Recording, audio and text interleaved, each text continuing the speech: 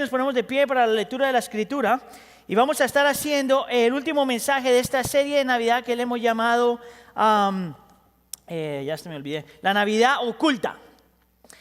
Y el texto que estamos leyendo hoy viene del Evangelio de Lucas, capítulo 2, de los versículos 33 al 35. Déjenme lo preparo porque estos pasajes no parece que fueran pasajes para la Navidad, pero sí lo son. Entonces escucha acá. Lucas capítulo 2, versículos 33 al 35, dice, el padre y la madre del niño, está hablando de José y María, obviamente el niño es el Señor Jesús, se quedaron maravillados por lo que se les decía de él. Simeón, diga conmigo Simeón, le dio su bendición y le dijo a María, la madre de Jesús, este niño está destinado a causar la caída y el levantamiento de muchos en Israel y a crear mucha oposición, a fin de que se manifiesten las intenciones de muchos corazones. En cuanto a ti, le dice a María, una espada te atravesará el alma. Está diciendo, vas a sufrir por lo que tu hijo va a pasar y vivir. Señor, nosotros te pedimos que por favor hables a nuestra vida el día de hoy. Último sermón del año, Señor. Queremos terminar teniendo una perspectiva correcta del significado de la Navidad. ¿Por qué tú viniste? Queremos, Señor, realmente que tu palabra transforme nuestra mente, llene nuestros afectos, cambie nuestra forma de pensar, llene nuestras emociones y nos lleve a vivir realmente enamorados de ti, por lo que tú has hecho y por lo que vas a hacer. Te lo pedimos, por favor, en nombre de tu Hijo Jesús. Y la iglesia dice, ¿se pueden sentar? Ahora sí, familia, ¿cómo estamos? Hemos estado por las últimas 3 semanas con esta, visitando algunos de los pasajes claves en la Escritura que nos muestran la historia de la Navidad. ¿Cuántos de ustedes les gusta la Navidad? ¿Cuántos les dieron muchos regalos? ¿Cuántos tienen las tarjetas de crédito que ya no aguantan? Qué vergüenza. Bajen la mano. Tienen que aprender discernimiento, realmente. Pero mira acá. Estos pasajes son interesantes e importantes porque lo que hemos estado diciendo es que hay esta tendencia de crear un romanticismo acerca de la Navidad que no está en la Escritura. Entonces, obviamente nosotros no tenemos problemas con que usted celebre y coma y gaste dinero y dé regalos y tenga esta celebración. No hay nada en absoluto malo con ninguna de esas cosas. El problema es cuando nosotros, porque estamos celebrando todo esto, se nos olvida realmente ¿por qué fue que el Señor vino? ¿Qué fue lo que el Señor vino a hacer? ¿Verdad? ¿Por qué era tan necesario que Dios del universo se volviera un hombre y naciera en un pesebre y estuviera en manos de un hombre y una mujer? ¿Por qué el Señor haría todo eso? El texto que miramos hoy es un texto que por lo general nadie lo utiliza para predicar acerca de la Navidad. Es más, el texto que predicamos la semana pasada acerca de José tampoco es común. Si usted ha estado en el cristianismo por algún tiempo o ha escuchado del cristianismo por algún tiempo, usted sabe que los pasajes que por lo general se utilizan cuando estamos hablando de la Navidad son los pasajes que tienen que ver con la Virgen María. Y no hay nada malo con eso. El problema es que la Virgen María es solamente una de las personas en la historia de la Navidad.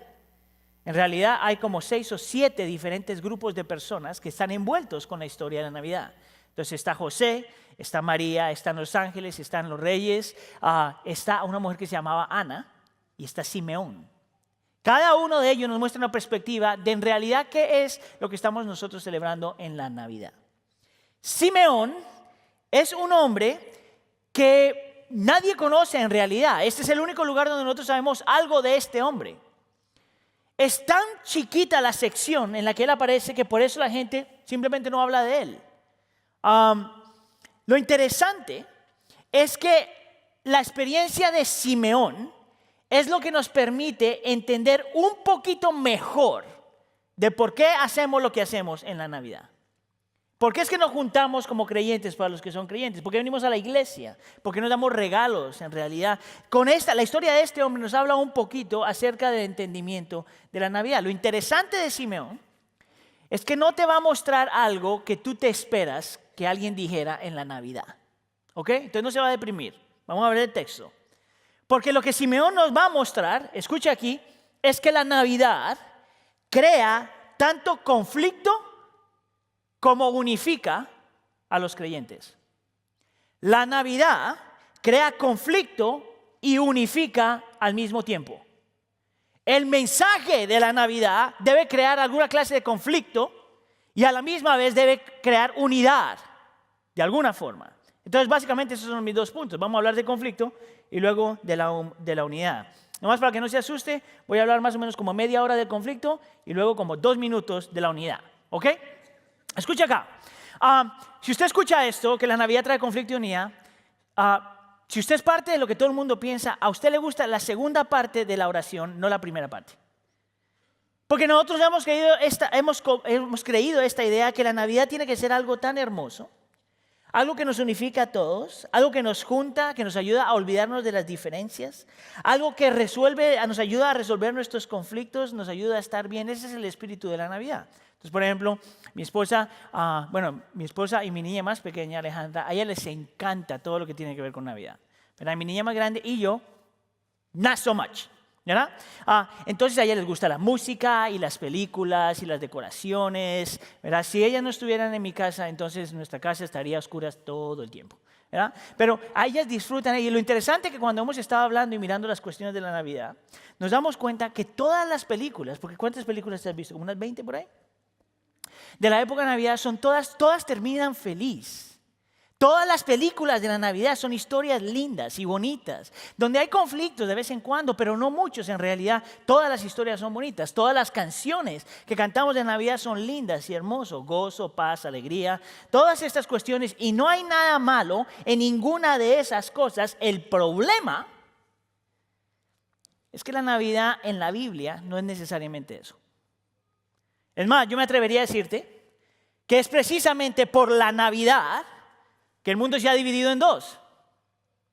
Es precisamente por el mensaje de la Navidad que hay conflictos. Escucha acá. Todas las personas que tuvieron un encuentro con el Señor Jesús se enfrentaron a alguna clase de conflicto. Conflicto para con otros y conflicto consigo mismos. Todos los mensajes que tú encuentras en la Escritura acerca de este evento que le llamamos la historia de Navidad te muestra una clase de conflicto. Entonces te voy a explicar por qué. Es más, te lo voy a decir de esta forma. Sin conflicto, nunca llegamos a la unidad. Si el Señor Jesús no viene y crea conflicto, entonces la unidad es simplemente imposible. Porque es saliendo del conflicto lo que realmente crea unidad en la iglesia. Ahora escucha aquí, te voy a dar un poquito de contexto. Lo que acabamos de leer pasó 40 días después de que el Señor Jesús nace. 40 días. Si sabes algo acerca de la cultura judía, el niño nacía, cuando era varón, el niño nacía y a los 8 días lo circuncidaban, ¿verdad? Pero en este periodo, la mujer tenía que tomar por lo menos 40 días donde no podía salir de casa porque se consideraba que la mujer estaba impura después de tener el bebé. Pero luego que acababan los 40 días, ella podía con su esposo llevar al niño al templo para presentar al niño para que el Señor le diera una bendición al bebé. Básicamente esa es la historia. Entonces, cuando estamos leyendo el texto el día de hoy, esto que leímos pasó 40 días después de que Cristo ha nacido, más o menos 1 mes y medio después de que ha nacido. Cuando María y José llegan al templo, bien interesante, se encuentran a este hombre, Simeón. Una vez más, que no conocemos mucho de él, yo diría que es un don nadie. Lo interesante es que el texto nos dice, los versículos anteriores a los que leímos hoy, que este era un hombre justo y devoto. Y era un hombre que amaba al Señor, servía al Señor, y no solamente eso, sino que estaba esperando fervientemente la venida del Salvador. Es más, algunos eruditos piensan que el hombre era tanto deseando la venida del Salvador que parece ser que él le había hecho una oración al Padre y decirle: no me dejes morir hasta que yo vea al Mesías prometido. Ahora esto es lo interesante, que este hombre tiene una relación con el Espíritu Santo. Porque dice que el Espíritu Santo estaba sobre él, estos son los versículos anteriores a lo que leímos, y dice que el Espíritu Santo le había revelado a él que el Mesías había nacido, y dice que el Espíritu Santo lo guió a él al templo para mirar, conocer y bendecir al Señor Jesús. Ahora déjeme le digo por qué eso es tan importante. Porque el Espíritu Santo todavía no ha descendido sobre la iglesia. El Espíritu Santo desciende después en el libro de los Hechos. Pero el hecho de que el Espíritu Santo ya había de alguna forma venido a ministrar, guiar y hablarle a este hombre, era para que tú y yo entendiéramos que si el Espíritu Santo había llegado a este hombre que es un don nadie, que nadie conoce, y que el Espíritu Santo le habló, le guió, le mostró y lo llevó al templo, era porque la vida de Simeón y lo que Simeón iba a decir tenía que ser importante. Es por eso que el Espíritu Santo viene sobre él. Tú ves en lo largo de la Biblia, cuando el Espíritu Santo se manifiesta, antes del Antiguo Testamento, solo era para hacer algo increíblemente importante. Bueno, Simeón es así. Escucha acá, de un nadie que nadie conoce y sin embargo el Espíritu viene sobre él para mostrarle algo que tú y yo necesitamos aprender hoy. Simeón se acerca al bebé y tiene como un momento de adoración y bendice al niño, y de ahí dice públicamente en frente de los padres que este niño es la salvación que siempre han esperado, que hasta cierto punto este niño es el que va a traer a los gentiles y a los israelitas juntos y va a hacer de ellos una sola familia, básicamente. Todo esto está en los versículos 22 y 32 a 32 si lo quiere leer. Lo interesante es que en el versículo 33 los padres, María y José, escuchan esto y dice que se quedaron maravillados. La palabra maravillado es ahí, es como cuando estás tan emocionado que te quedas prácticamente sin habla. No sabes qué decir, porque estaban escuchando no una nueva información acerca de Cristo, porque usted se acuerda, María ya sabía quién era Jesús, José ya sabía quién era Jesús. Lo que pasó aquí es que tuvieron este encuentro con una tercera persona que les dice lo mismo que ellos ya sabían y están confirmándose lo que ellos ya habían aprendido. Es un momento increíble como padre. Que alguien te diga algo hermoso de tu hijo que tú ya sabías acerca de tu hijo, eso es más o menos lo que está pasando acá. Ahora, pare ahí por un segundo, porque hasta este punto la historia es linda. Escribimos canciones acerca de esta historia. La hablamos en la iglesia acerca de esta historia. Le decimos a nuestros niños acerca de esta historia. El problema es que ahí no para la historia. Esa es la parte romántica de la historia. Esa es la parte romántica de la Navidad, mas no es donde la Navidad termina. Porque mira lo que dice el versículo 34. Dice así: Simeón les dio su bendición y le dijo a María, la madre de Jesús, escuche aquí, este niño está destinado a causar la caída y el levantamiento de muchos en Israel y a crear mucha oposición. Te lo voy a leer otra vez. Este niño está destinado a causar la caída y el levantamiento de muchos en Israel y a crear mucha oposición. Y en un solo versículo, la gran mayoría de los eruditos dice, este versículo tiene dos significados y yo quiero que tú escuches. Número uno, nos va a decir la reacción que la gente tiene cuando se encuentra con Cristo. Eso es lo primero que vas a ver. Y lo segundo, ¿qué es lo que la gente debe hacer cuando se encuentra con Cristo? Número uno, ¿cuál es la reacción de la gente cuando primero se encuentra con Cristo? Y segundo, ¿cómo la gente debe responder cuando se encuentra con Cristo? Mira la primera de esas, la reacción que la gente tiene con Cristo. ¿Ves que el texto habla de la caída y del levantamiento? Para mucha gente esto significa esto. Cuando la gente se encuentra con Jesús, la caída significa o que lo rechazas o que lo abrazas, levantamiento. Solo hay dos reacciones para todas aquellas personas que tienen un encuentro con el Señor Jesús. O lo rechazas o lo abrazas. O lo encuentras repulsivo y molesto, o lo encuentras atractivo e increíble y bello. No hay nadie en este cuarto, no ha habido nadie en la historia del cristianismo que pueda abrazar estas dos cosas del Señor Jesús al mismo tiempo. O tu encuentro con el Señor Jesús te lleva a estar por Él, o tu encuentro con el Señor Jesús te lleva a estar en contra de Él. Es por eso que decimos que la Navidad trae conflicto. Nadie puede hacer los dos. Esto ha sido la historia del cristianismo. Esto es lo que tú ves a lo largo de la Biblia. Estas últimas 2 semanas he estado leyendo un libro acerca de los avivamientos en la historia de la iglesia. Y el autor de este libro está diciendo que hay una tendencia para nosotros creer que la gente es cristiano, o que tú eres cristiano, eres creyente, o porque vienes a la iglesia, o porque en un servicio alguien te dijo levanta la mano, acepta al Señor, y tú levantaste la mano y aceptaste al Señor, o porque simplemente eres buena persona. Hay toda esta tendencia de pensar que una persona le ha entregado su vida al Señor porque se hace cualquiera de esas cosas. El problema es que puede ser que te convertiste, como puede ser que no. Por lo tanto, la mejor forma para que alguien sepa, y yo quiero que tú te hagas esta pregunta hoy, de la única forma que una persona puede saber con certeza si es creyente o no, es cuando contestas esta pregunta: ¿qué significa Cristo para ti?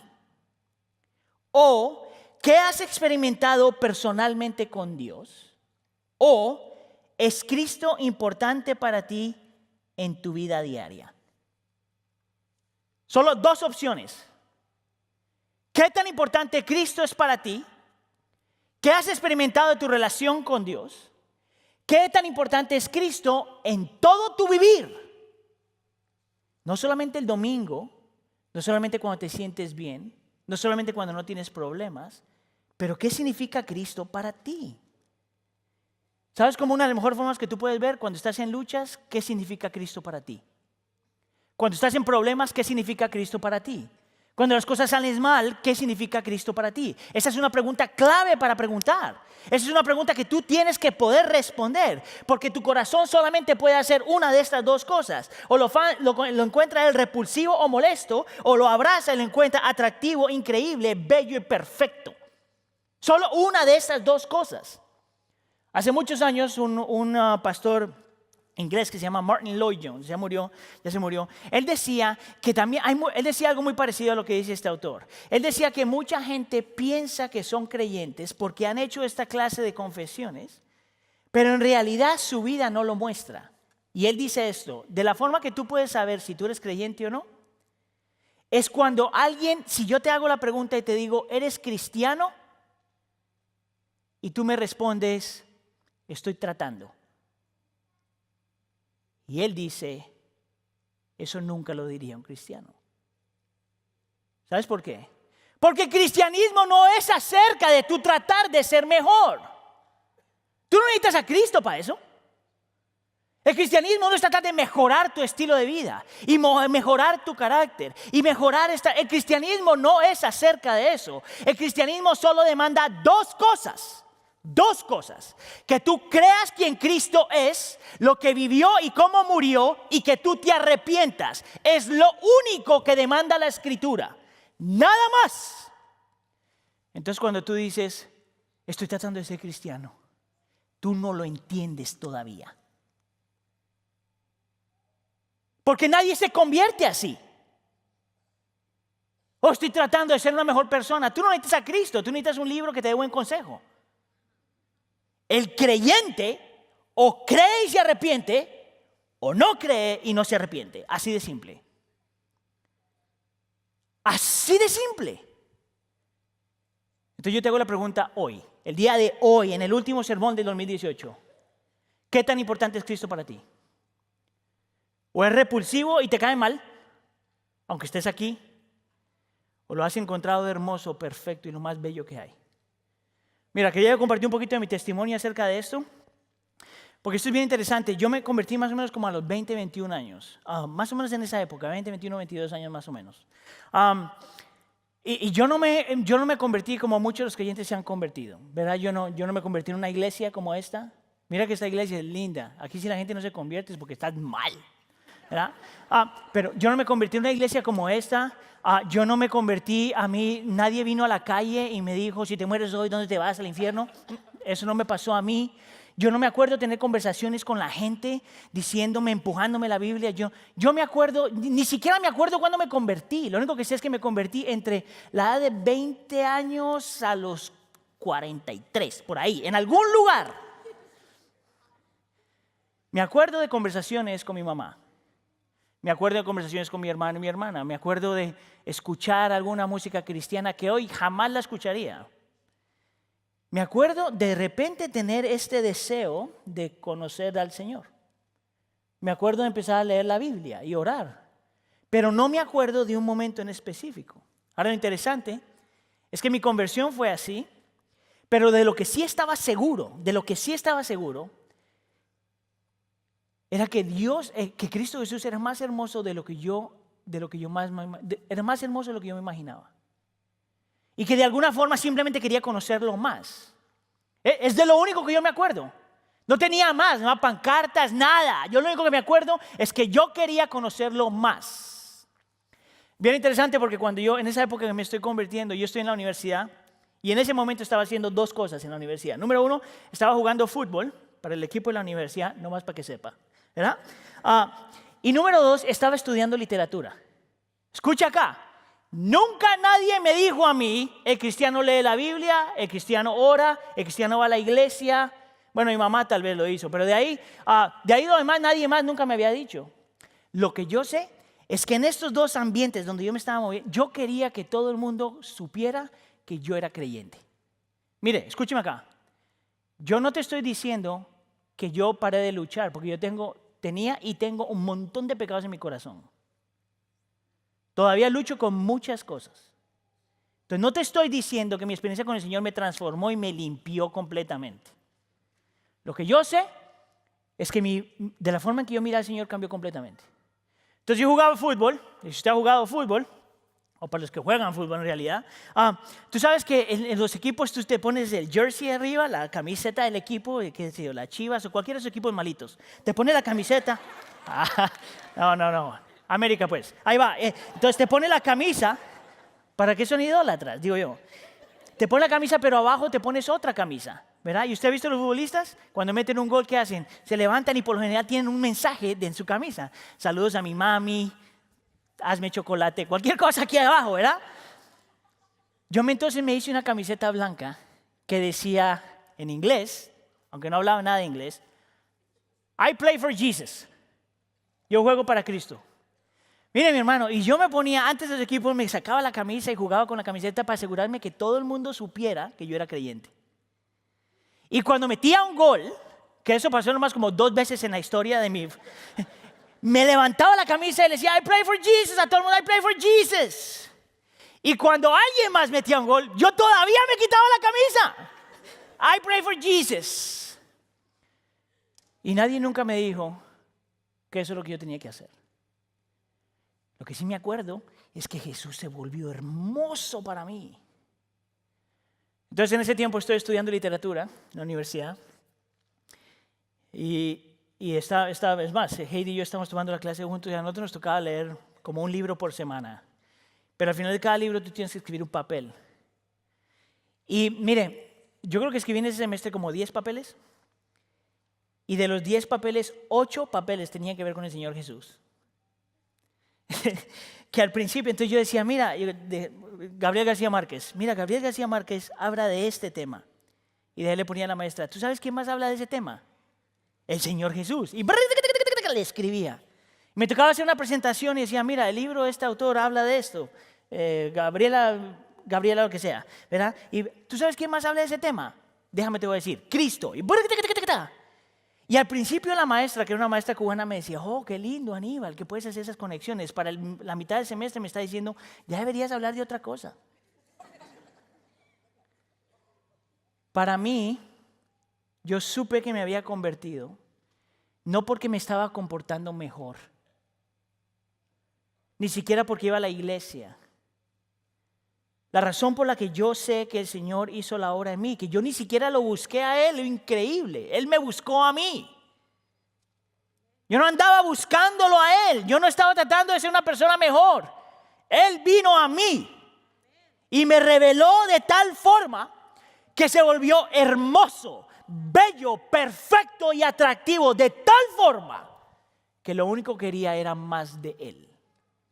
En tu encuentro con el Señor, tú solamente tienes 2 opciones.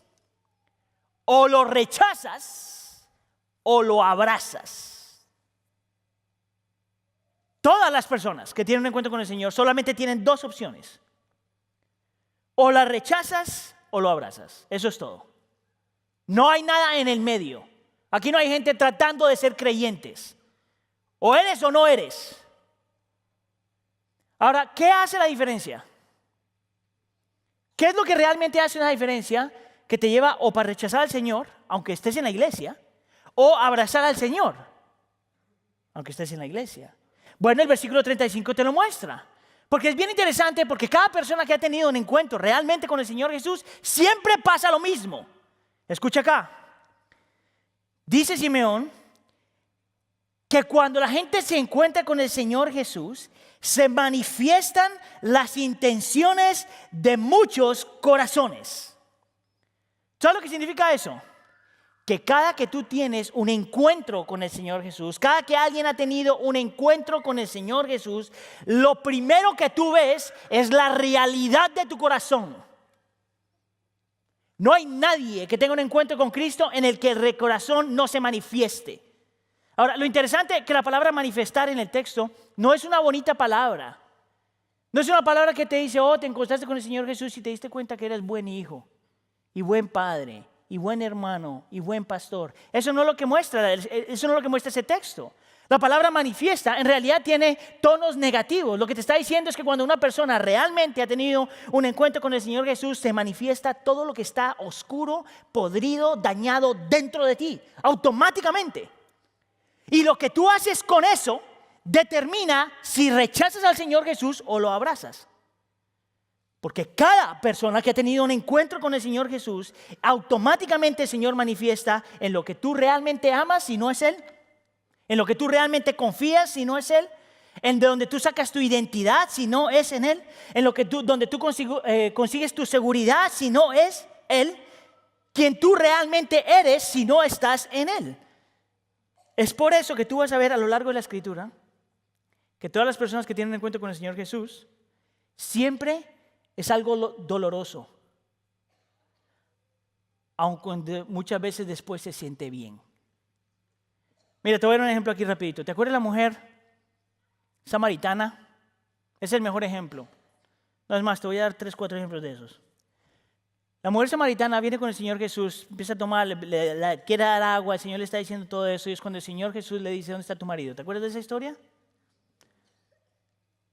Oh, ¿verdad? Ese no es tu marido, ni ese, ni ese, ni ese, ni ese, ni ese. 5 veces, estás con 5 diferentes hombres y ninguno de esos.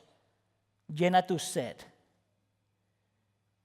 Antes de que el Señor le diga, yo soy el que calma tu sed, le tenía que decir, mira cómo estás viviendo.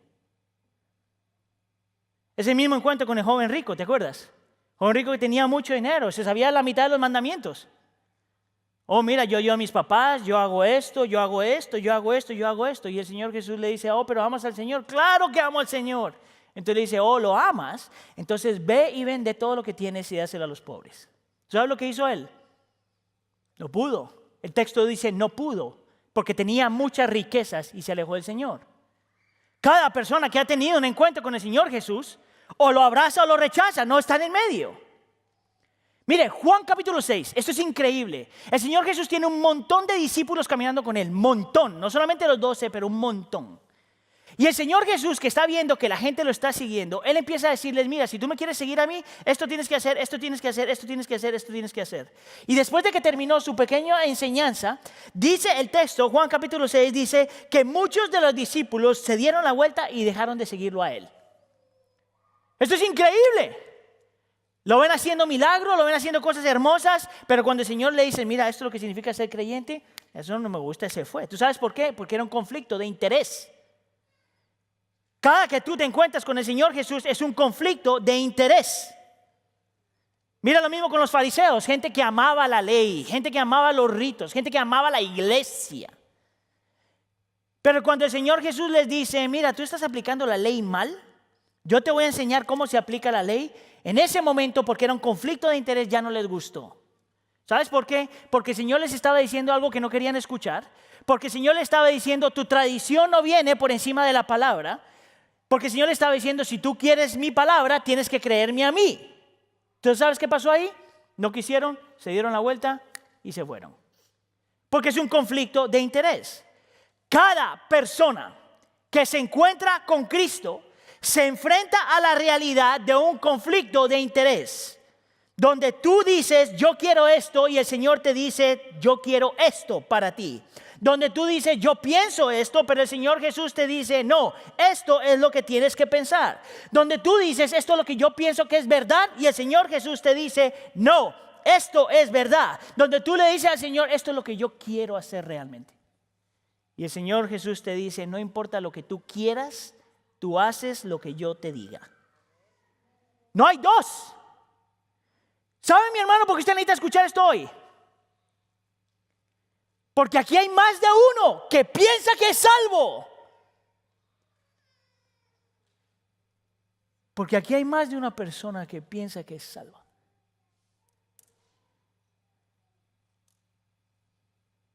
Y si te mueres hoy, tú no tienes una segunda oportunidad. No tienes una segunda oportunidad.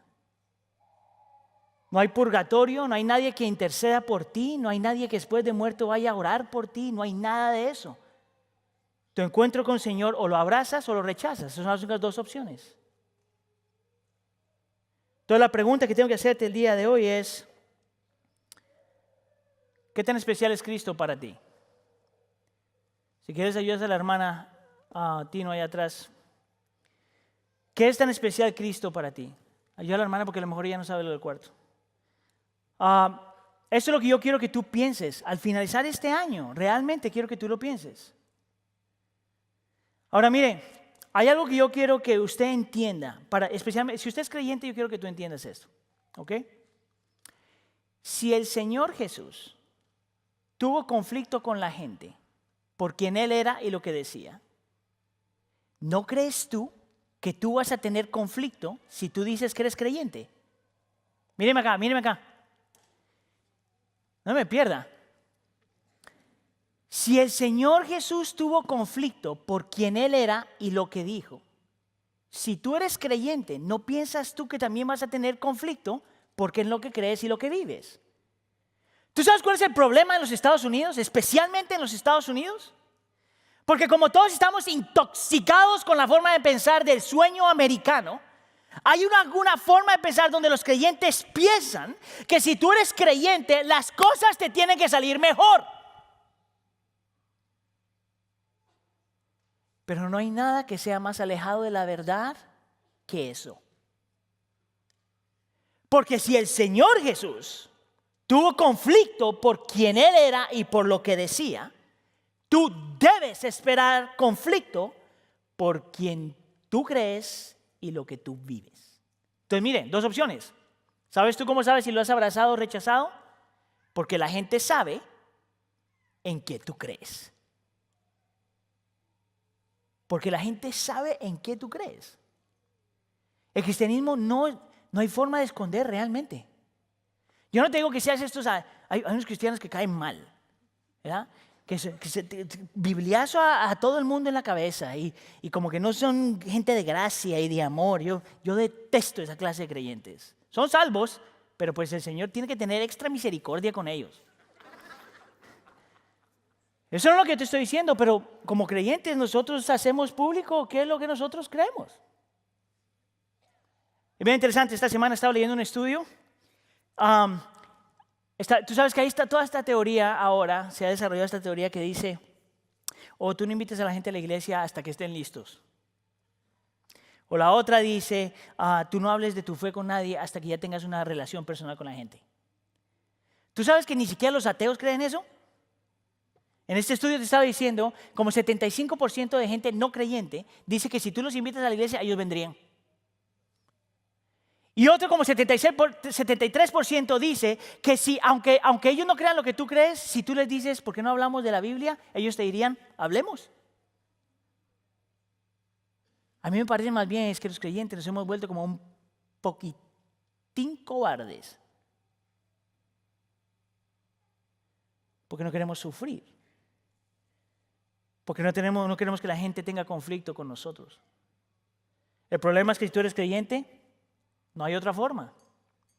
Mira, hace un mes un pastor en la China escribió un artículo, una carta que se la mandó al gobierno en China, que es un partido comunista, Y el título de la carta dice Declaration of Faithful Disobedience, una declaración de una desobediencia fiel. Y este hombre en la carta le está diciendo al gobierno chino, que persigue a mucha gente, le está diciendo, mira, yo creo que el gobierno ha sido puesto por Dios. Porque la Biblia dice que el gobierno es puesto por Dios. Dice, yo creo que la Biblia me llama a mí a someterme a las autoridades, ¿verdad? La Biblia me llama a obedecer la ley. La Biblia me llama a todo eso, pero la Biblia también me dice que si el gobierno va en contra de mi cristianismo, yo tengo que desobedecer. Porque primero viene Dios antes que el gobierno. Nosotros obedecemos a Dios y después al gobierno. Entonces, si el gobierno te pide algo inmoral, tú primero te sometes a Dios. Pero como creyentes tenemos que estar conscientes que hay momentos donde el conflicto viene porque aún gente como el gobierno te piden que vayas en contra de lo que la Escritura dice. Ahora, esto es lo más interesante y lo más hermoso acerca de todo esto. Es que yo no he conocido en todo mi caminar con el Señor, ni en todo lo que yo he leído, ni en todo lo que yo he estudiado, un verdadero creyente que se convierte de verdad, que cuando viene la lucha y el conflicto dice algo como, oh, esto fue el peor error de mi vida. No hay ningún creyente que haga eso, un creyente de verdad. Un creyente de verdad en realidad mira lo opuesto a eso. Donde se considera una bendición el sufrir por Cristo. Es ahí, o lo rechazas o lo abrazas. O no te gusta o lo encuentras hermoso. Mira, y la historia está llena de ejemplos de esto. Hechos capítulo 5, por ejemplo, los discípulos, viene todo el concilio, está encima de ellos, los están atacando, les están pegando, les apedrean, les pegan un whip, un rejo les dan encima y luego los sacan. ¿Y tú sabes lo que dicen los discípulos saliendo de ahí? Dice que los discípulos salieron llenos de gozo por haber sido considerados dignos de sufrir afrentas por causa del nombre. ¿Sabes lo que significa eso? Que te caigan duro y luego decir, ay, gracias al Señor.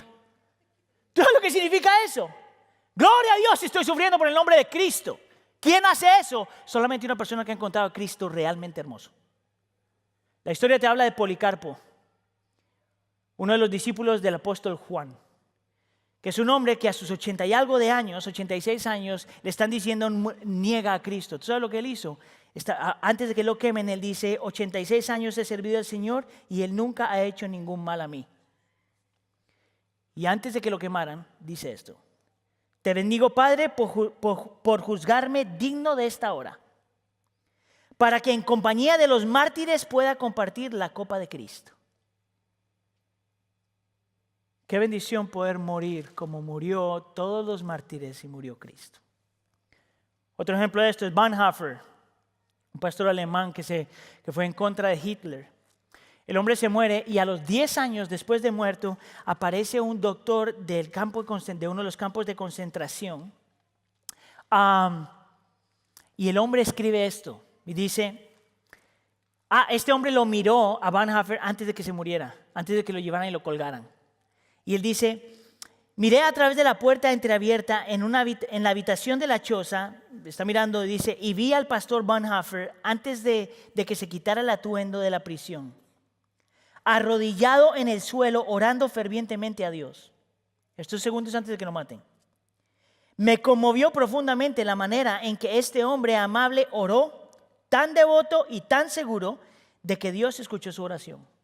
Antes de morir. En el lugar de la ejecución, volvió a orar y luego subió los escalones hasta la horca. Escuche aquí.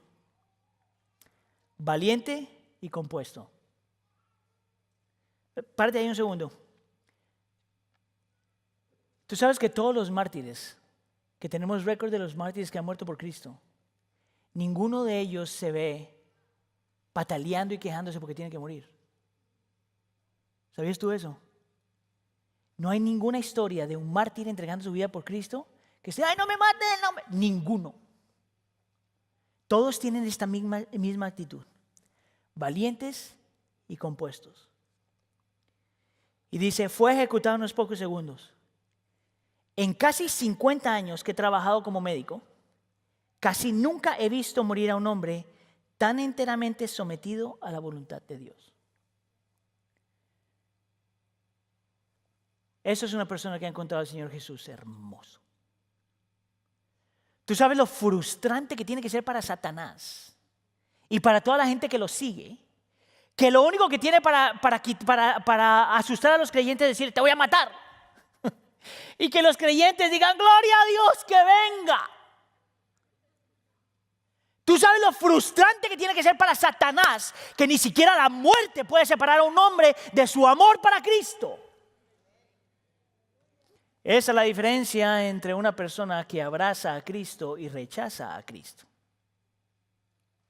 ¿Qué tan importante es Cristo para ti? Tú no puedes hacer los dos. ¿Qué tan importante es Cristo para ti? Tú no puedes hacer los dos. ¿Es el cristianismo difícil? Por supuesto que es difícil. ¿Trae el cristianismo conflicto a tu vida? Por supuesto que trae conflicto a tu vida. Hay gente que lo rechaza a él, por lo tanto te va a rechazar a ti. ¿Vale la pena? Por supuesto que sí. Porque Cristo es más hermoso, más perfecto, más bello que cualquier otra cosa. Ahora, párese aquí un segundo, porque yo no quiero que usted escuche este mensaje y piense, man, ese mensaje sería bueno para mi hermana María. Porque sí hay una realidad de que nosotros tenemos conflicto con otros creyentes y que la gente tiene conflicto con Cristo, pero la realidad es que los creyentes tenemos conflicto con Cristo. Esto es parte de tu vida. Que cada que tú te encuentras con el Señor Jesús, hay algo dentro de ti que crea una guerra dentro de ti. Porque nosotros también, aún después de creyentes, cada que el Señor se manifiesta algo en ti, duele.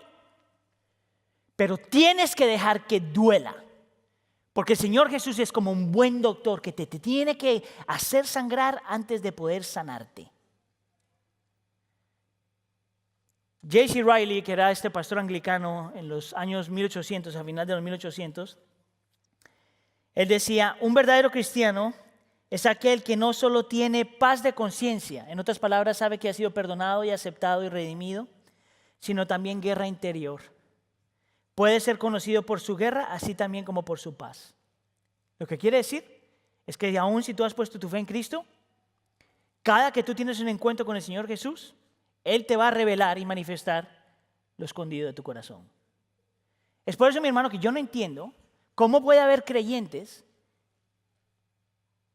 se lo pongo de esa forma, no hay creyentes que crezcan si tú no tienes una relación con el Señor. No hay forma de que tú crezcas en tu relación con el Señor si tú no eres una persona de la palabra. No hay forma de que tú crezcas con el Señor si lo único que tú tienes en tu vida es lo que predico yo aquí todos los días, todos los domingos. Porque si no, lo que está pasando en tu vida es que tú estás masticando comida masticada. ¿Tú sabes lo horrible que es eso? Mira, parte de mi trabajo es tomar el texto, masticarlo y como un pajarito ponerlo en tu boca. Pero es la idea. Pli, pli, pli, pli, pli. Pero la idea es que tú tengas una relación con el Señor de tal forma que mastiques la palabra del Señor de tal forma que Él manifieste la realidad de tu corazón para que una vez y otra vez tú tengas la oportunidad de venir a Él una vez más. Es más, yo te decía que hay un segundo significado del versículo cuando habla de la caída del levantamiento. Para otros eruditos, la palabra de caer o levantarse significa la vida del creyente de arrepentimiento y el Señor perdonando. Arrepentimiento y el Señor perdonando. Arrepentimiento y el Señor perdonando. ¿Sabías tú que de la única forma que tú creces es cuando aprendes a arrepentirte, realmente arrepentirte? Ahora, ¿tú sabes lo que significa arrepentirse? ¿Realmente sabes lo que significa arrepentirse? Mira, déjame te lo digo en inglés. Hay una diferencia entre feeling sorry y realmente arrepentirse. Mira, feeling sorry es lo que yo siento cuando le digo a mi esposa que la voy a ir a lavar los platos y no lo hago y luego le digo, I'm sorry. Pero en realidad yo no quería ni lavar los platos. Eso es feeling sorry. Arrepentimiento es cuando tú ves que Dios es santo, que lo que te ha pedido es santo y que yo lo he rechazado a Él porque soy pecador. Y te arrepientes. Es por eso que Martín Lutero decía que la vida del creyente es una vida de arrepentimiento. Todos los días tú tienes algo por qué arrepentirte. ¿Tú sabes lo difícil que es eso? Mira, en una entrevista que le hicieron al presidente al principio de la campaña, le preguntaron, le decían, ¿tienes algo que arrepentirte? Y él decía, yo no tengo nada que arrepentirme. ¿Sabes lo increíble que alguien diga eso? Y te digo por qué lo dijo. Porque el arrepentirse significa que tú crees y que yo creo que cometo todavía muchos errores, que tengo muchas cosas en mi corazón que necesito rendir, que no soy tan perfecto como pienso que soy, que no soy tan bueno como pienso que soy, que no soy tan hermoso como pienso que soy. La cuestión con el arrepentimiento es que te recuerda una vez más que la única razón por la que tú eres creyente es porque a Cristo se le dio la gana. Porque tú estás tan dañado en tu corazón que si Él no te salva a ti, tú no te puedes salvar a ti mismo. Es por eso que el arrepentimiento es tan ofensivo. Porque te dice, solamente tú estás aquí por lo que Cristo hizo por ti. Sí, puedes ver la Navidad. Sí trajo paz y gozo y alegría. Pero la Navidad también trajo conflicto. Conflicto de gente hacia Dios, conflicto de la gente hacia ti si eres creyente y conflicto en tu corazón. Esa es la Navidad. Ahora esa es la parte agresiva de la Navidad. La parte hermosa de la Navidad es que Cristo vino a hacer en su nacida algo que nadie más hubiera hecho. Mire, yo no sé si usted se ha puesto a pensar en cada una de las personas en la Navidad, pero por ejemplo tenemos a Simeón, como le decía, que era una persona que nadie lo conocía. No tenía pedigrí, no tenía educación, no sabemos nada de él. ¿Sabes lo interesante de este hombre? Es que el Señor lo escogió y lo adoptó en su familia. Si tú piensas en María, por ejemplo, una muchacha joven, una muchacha no de familia, de nombre, nada de esas cuestiones, no una familia una mujer con mucha educación, una mujer simple, una mujer humilde. Y sin embargo, el Señor la escogió y la adoptó para su familia.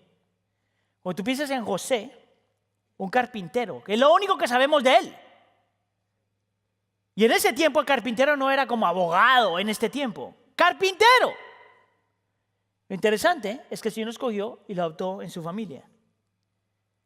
¿Te acuerdas de los pastorcitos?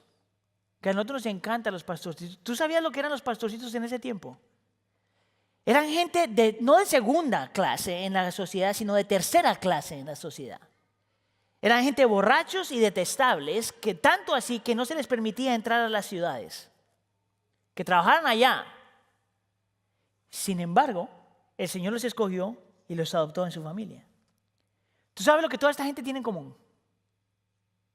Solo dos cosas. Una, que ninguno de ellos podían añadir nada a su salvación. Traer nada a su salvación. ¿Tú sabes lo único que ellos traían? Su pecado. ¿Sabes lo que tú traes a la salvación? Solo tu pecado. Y sin embargo, el Señor los escogió y los adoptó. Y los hizo una sola familia. Eso es lo increíble de la Navidad. Que el Señor une lo que nadie más puede unir. Mire, yo prediqué sermones en la mañana con el grupo americano y yo le estaba diciendo esto a ellos.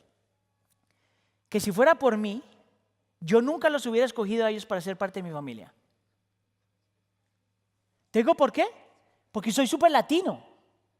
Yo hubiera escogido gente que se parece a mí, que habla como yo hablo, que come lo que yo como. Eso es lo que yo naturalmente haría.